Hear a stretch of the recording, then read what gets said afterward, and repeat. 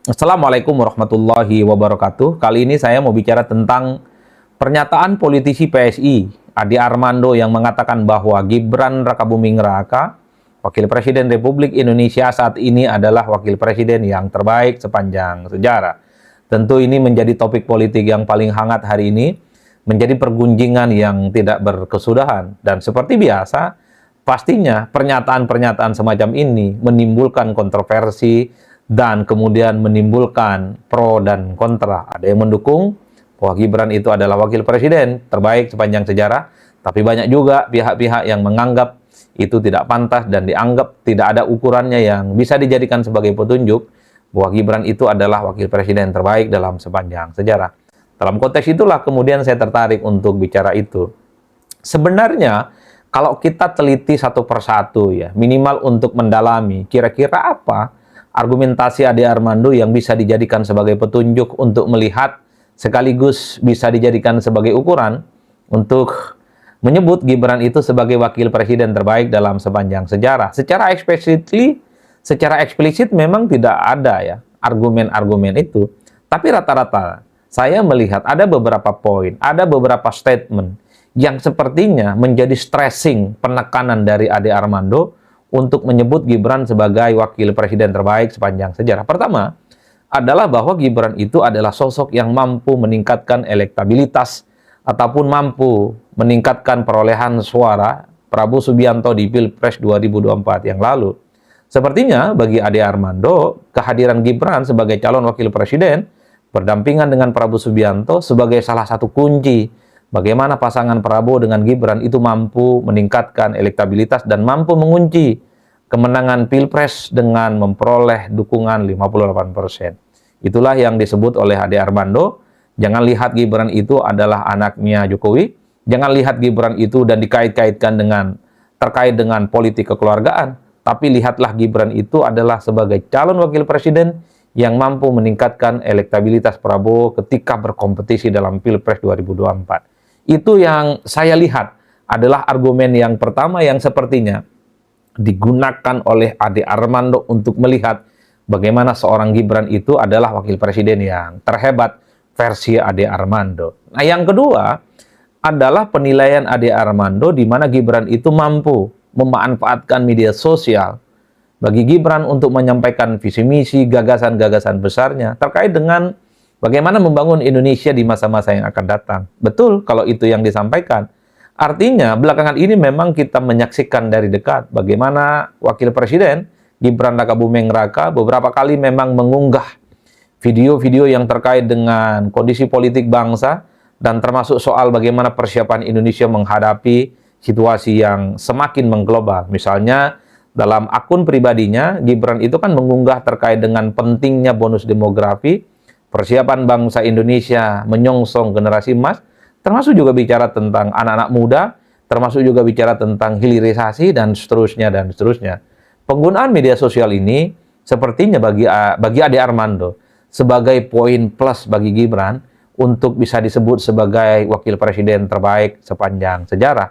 Karena memang harus kita akui, follower dan para pengikut Gibran sebagai wakil presiden saya kira cukup banyak. Di semua kanal media sosial yang dimiliki oleh Gibran memang pengikutnya cukup luar biasa, jutaan jumlahnya, dan disitulah kemudian dijadikan sebagai tempat bagaimana Gibran itu menyampaikan gagasan, narasi, dan pikiran-pikiran besarnya terkait dengan bagaimana membangun Indonesia di masa yang akan datang, tentang hilirisasi, tentang anak muda, tentang AI, dan seterusnya, termasuk juga soal bagaimana kesiapan Indonesia menghadapi bonus demografi 2045. Itulah yang kemudian diekspos oleh Ade Armando sepertinya sebagai petunjuk yang kedua untuk menyebut Gibran itu adalah wakil presiden terbaik sepanjang sejarah. Nah, yang ketiga, sepertinya Ade Armando itu menggunakan panggung debat calon wakil presiden 2024 yang lalu sebagai ukuran juga bahwa Gibran itu adalah sebagai anak muda yang tampil agresif dengan gagasan-gagasan yang cukup teruji.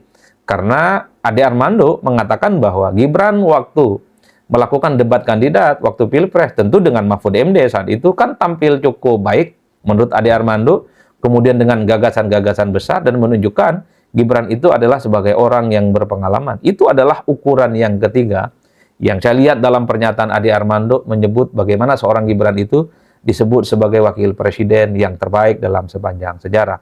Meski pada saat yang bersamaan muncul pertanyaan-pertanyaan kritis untuk melihat kira-kira sepanjang 7 bulan menjadi wakil presiden ini, apa yang sebenarnya bisa diukur oleh seorang wakil presiden? Apa yang sudah dilakukan oleh Gibran sebagai wakil presiden sehingga bisa disebut dan sangat layak disebut sebagai wakil presiden terbaik? Tentu belum kelihatan. Dulu memang ada yang disebut dengan lapor Mas Wapres. Itu banyak diapresiasi oleh publik. Meski per hari ini kabar terkait dengan lapor Mas Wapres itu kan tidak pernah kelihatan lagi. Bahkan misalnya dulu kita sering melihat bagaimana Mas Gibran itu adalah sebagai sosok yang sangat sekali aktif belusukan dari satu tempat ke tempat yang lain, mengunjungi sekolah-sekolah, memberikan buku gratis, memberikan susu gratis, dan seterusnya, dan seterusnya. Itu adalah model komunikasi yang dilihat oleh publik waktu awal-awal menjadi wakil presiden. Oleh karena itu, wajar kalau kemudian sebenarnya pernyataan Ade Armando itu dibarengi dengan pernyataan-pernyataan kritis. Misalnya pertanyaannya adalah, ada tidak bukti yang cukup valid, bukti yang cukup sahih secara politik, apa kinerja seorang wakil presiden yang bisa dijadikan sebagai petunjuk, yang bisa dijadikan sebagai pegangan, bisa disebut sebagai wakil presiden terbaik sepanjang sejarah. Inilah yang per hari ini kan menjadi pertanyaan di media sosial, menjadi pertanyaan yang kemudian cukup kuat di percakapan-percakapan, di kelompok-kelompok kritis, dan di media sosial secara umum. Oleh karena itu ya tentu kita tinggal nunggu waktu apa argumentasi yang akan disampaikan oleh Bang Ade Armando sebagai politisi PSI yang mengatakan Gibran itu adalah sebagai wakil presiden terbaik. Nah, yang terakhir, saya ingin melihat Ade Armando itu dalam dua hal sekaligus. Pertama, saya ingin melihat pernyataan Ade Armando itu sebagai sebuah pandangan subjektif. Karena selama ini memang harus kita akui, sejak awal memang Ade Armando itu memang memiliki pandangan-pandangan yang cukup positif, termasuk dukungan-dukungan yang cukup positif kepada Gibran ketika tampil dalam pentas politik nasional. Terutama misalnya ketika Gibran itu mencalonkan diri sebagai calon wakil presiden Republik Indonesia. Sejak saat itu memang kalau kita mendengarkan statement-statement pernyataan Bang Ade Armando, secara umum memang selalu. Ya, halo teman-teman, kembali bersama saya di channel ini, channel NS 2045, yang membahas seputar politik, pendidikan, hingga budaya. Menarik sekali penyampaian dari Bung Adi Praitno bahwa Gibran wapres terbaik sepanjang sejarah, dan ya itu banyak sekali disampaikan oleh orang-orangnya, ya pendukung-pendukungnya lah gitu ya. Terutama tadi ada juga penyampaian beberapa minggu lalu saya dengar Bung Ade Armando, ya, karena ada tweet juga di X di apa di Dennis Regar ya, memposting tweet di X langsung viral ya. Teman-teman, mungkin kita tidak asing lagi ya bahwa banyak sekali tuntutan untuk mengganti wakil presiden Gibran. Tapi ya saya rasa tidak segampang itu dan tak semudah itu ya. Tapi mungkin saja teman-teman nanti punya pendapat lain, boleh silakan sampaikan di komentar pada video ini ya. Nah, di sini Ade udah korslet semenjak habis digebukin masa. Ya benar kan saya bilang tadi kan Ade Armando kan. Ya.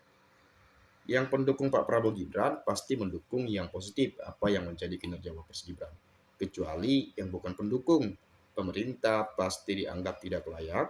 Saya termasuk yang mendukung pemerintah. Kalau Wapres termuda dalam sejarah saya setuju. Gibran memang Wapres yang baik. Tapi kalau Wapres terbaik menurut saya adalah Bapak Muhammad Hatta. Bayangin Gibran Wapres terbaik. Maksudnya yang Bung Hatta misalnya, Bapak Koperasi. Siapa lagi? Ya, B.J. Habibie pada saat wakil Pak Harto misalnya. Ya, Bu Megawati pada saat wakilnya Abdul Rahman Wahid gitu ya, yang memang beberapa tahun lagi langsung atau tidak lama langsung jadi jadi presiden gitu ya.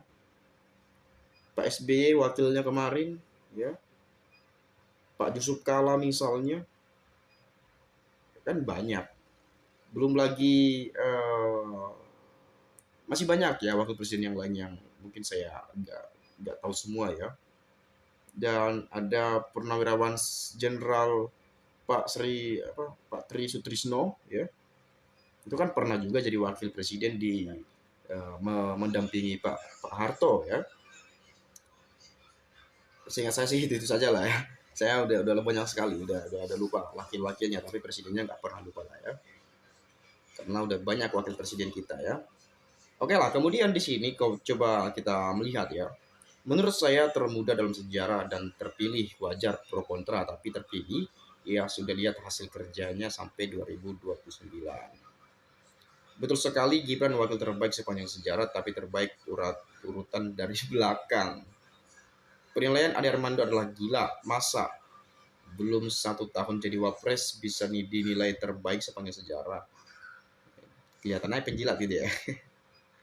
Semangat wapres menjalankan tugasnya untuk Indonesia ke depan sejahtera. Kami rakyat Indonesia mendukung program pemerintah Presiden Prabowo Indonesia maju ke depan. Jadi apapun program, apapun kebijakan yang memang demi kepentingan rakyat, untuk kemajuan bangsa dan negara, kita tetap dukung, kita support pemerintahan ini. Tetapi kalau ada hal-hal yang mungkin tidak berkenan dengan masyarakat atau menyusahkan masyarakat, itu perlu kita kritisi. Ya, contoh Gibran di kalau saya melihat ya tentang hilirisasi nikel, baru-baru ini hilirisasi kemenyan dan lain sebagainya. Jadi beliau menyampaikan bagaimana sesuatu itu ya di semacam nilai tambah agar harga jual itu meningkat, kurang lebih seperti itulah ya. Kayaknya dibahas terus hilirisasi ya, soal meningkatkan UMKM dan lain sebagainya. Sebenarnya bagus sebenarnya, tetapi ada satu hal yang mungkin membuat masyarakat muak kepada Gibran ya, karena beliau berjanji 19 juta lapangan pekerjaan, tetapi selama kurang lebih setahun menjabat sebagai wakil presiden, mana janji itu? Jangankan menciptakan lapangan pekerjaan, ini by logika saja. Pekerjaan yang ada sekalipun itu pun sulit untuk dipertahankan. Contoh misalnya Sritex kemarin, PHK massal terjadi, PHK di mana-mana. Berapa puluh ribu. Padahal janji ciptakan lapangan pekerjaan, sedangkan kerjaan yang sudah ada pun sulit untuk dipertahankan. Bagaimana bisa? Itu by logika kita dalam berpikir gitu ya. Tetapi ya kita nggak tahu dasar-dasar apa yang mungkin menjadi pikiran Pak Wapres kita untuk menciptakan itu ya, kita nggak tahu dengan persisnya gitu ya. Tetapi ya menurut pandang hemat saya ya kurang lebih ya mana gitu loh, lapangan kerja yang mana kan gitu. Tapi oke lah, kita balik ke topik ya, penyampaian Bung Ade Armando ya.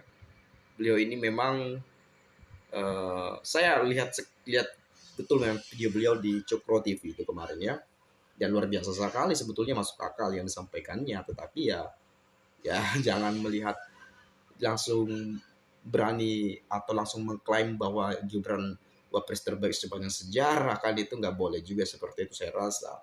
Tapi kalau itu pendapat beliau, it's okay, sah-sah saja. Tetapi karena beliau mungkin ya kader partai, politisi atau influencer atau pegiat media sosial sekalipun, ya jangan ya langsung mengklaim semacam itu, karena itu ya mungkin menimbulkan pro dan kontra, menimbulkan banyak komentar dari netizen misalnya ya.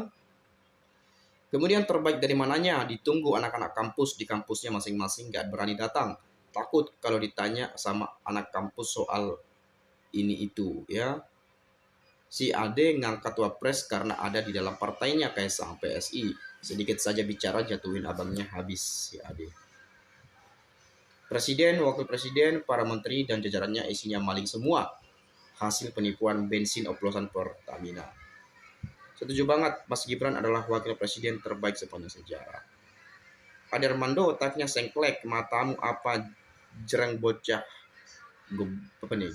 gobloknya kebangetan. Kok dibilang bagus? Gibran kan bisanya cuma pelangap-pelangap, aku aja warga ini malu punya urusnya.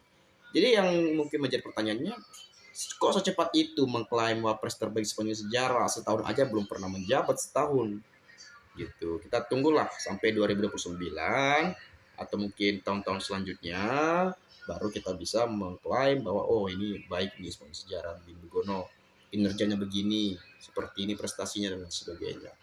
Ya kalau hanya untuk dipilih rakyat ya memang ya Gibran, karena wapres-wapres sebelumnya kan ya banyak yang tidak dipilih langsung oleh rakyat seperti itu.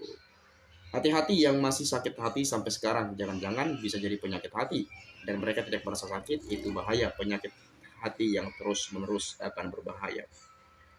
Ade Armando keturunan Jin Tomang yang bicara pun sudah mulai miring jalannya karena mengulang kata Jin Tomang.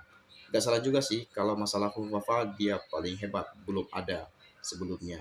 Mungkin itu saja penyampaian dari saya. Terima kasih buat teman-teman. Saya minta maaf kalau ada penyampaian ucapan dan kata-kata yang tidak menyenangkan. Sekali lagi terima kasih. Saya ucapkan salam inspirasi, salam NKRI, harga mati.